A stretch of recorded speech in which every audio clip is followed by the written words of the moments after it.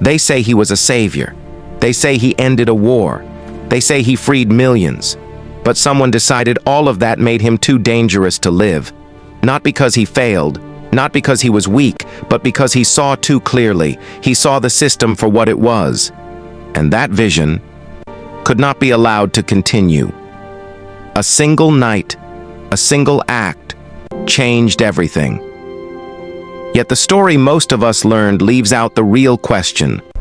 Why did he die when he still had the power to reshape a nation? The public believes it was a lone madman acting in a theater of coincidence. History gives us a name, but that explanation doesn't answer the question no one wants to ask. How far would the people in power go to silence a man who threatened them? Every detail of that night, every decision before it, every person involved hints at a pattern of fear, a pattern of control. And the deeper you look, the darker it becomes. The story we were taught is simple. A theater, a gun, a fallen president, a single man acting alone.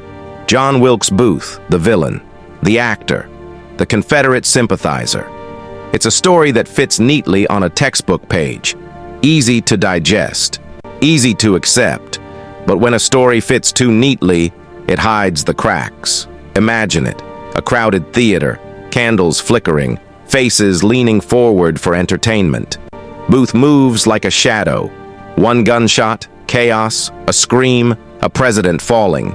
The audience panics, people shout, guards rush, and yet no one stops him. Not immediately, not effectively. We believe he acted alone, but consider this. Why would a man with a single pistol be able to strike the most protected person in the country without anyone fully stopping him? Something about the timing, the access, the preparation doesn't add up. Every story that comforts the public often has a hidden tension, and this one is no different. Booth was no stranger to danger, and neither was the president. Threats had been constant.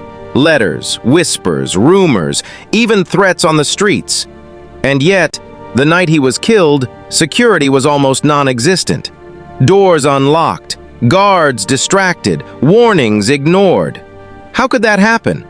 Was it negligence? Or something else entirely?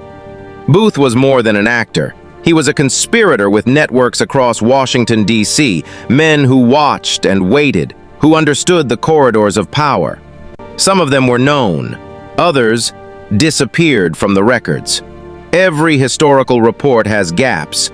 Witnesses contradict each other. Evidence vanished. And the deeper you dig, the more uncomfortable the question becomes. How much of this was allowed to happen? And why? Even the escape plan was strangely coordinated. Booth leaves the theater, vanishes into the night, aided by people no one expected. Yet the narrative tells us it was chaos, chance, luck. Was it? Or was it carefully orchestrated? Because Lincoln was not just any man. He was a president who threatened more than rebellion. He threatened systems of wealth, control, and influence. Reconstruction was looming. The country was fragile. He spoke openly about reconciliation, about holding the powerful accountable, about redistributing not just freedom, but influence.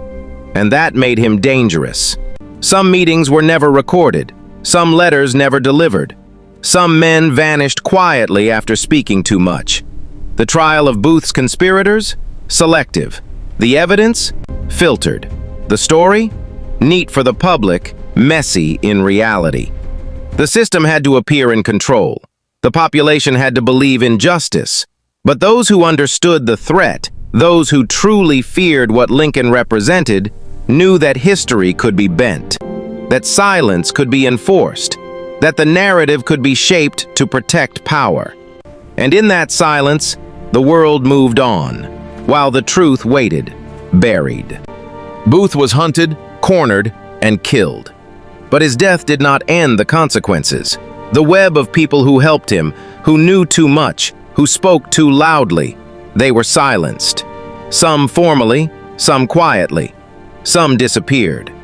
Every record that could have exposed the deeper threat Lincoln posed was delayed, altered, or hidden. Justice was selective, and anyone who questioned the official story risked more than ridicule.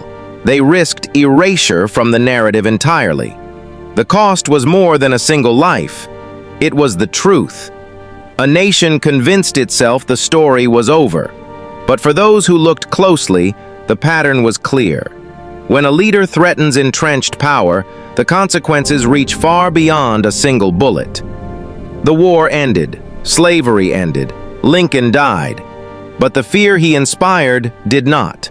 The system he threatened survived. And the ideas he carried, they survived too, but always at a cost. Every generation asks, could it have been different? Could vision have been allowed to flourish instead of being cut down? And the answer remains uncomfortable, unresolved, haunting. The man is gone. The country survived. But the question lingers. How many leaders, then and now, must die for the powerful to stay comfortable? Think about this. He ended a war, freed millions, and still they killed him. How many leaders today would face the same fate if they threatened power this much? History doesn't just repeat itself, it gets buried. Follow Untold America for the stories they left out.